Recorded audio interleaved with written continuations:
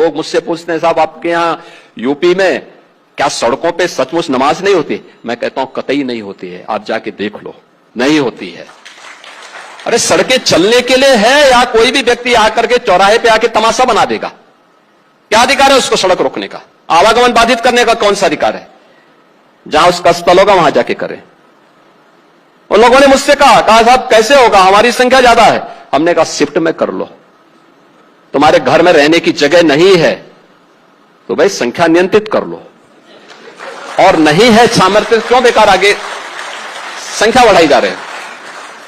और ये चाहिए आपको कि अगर आपको सिस्टम के साथ रहना है तो याद करना, हम उन नियम और कानून को मानना शुरू करें। कानून का राज होगा, कानून के राज को सबको समान रूप से लागू करेंगे।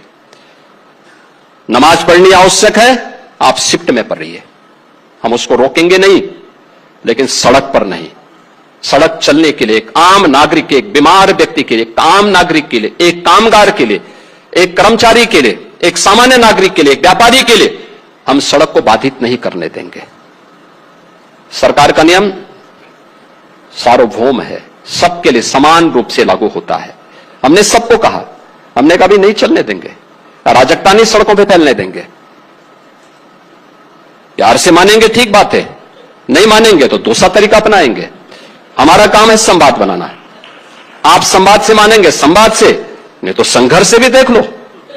बरेली में लोगों ने हाथ आजमाने का कार्य किया, देख लिया ताकत। इसलिए सरकार उन सिस्टम के साथ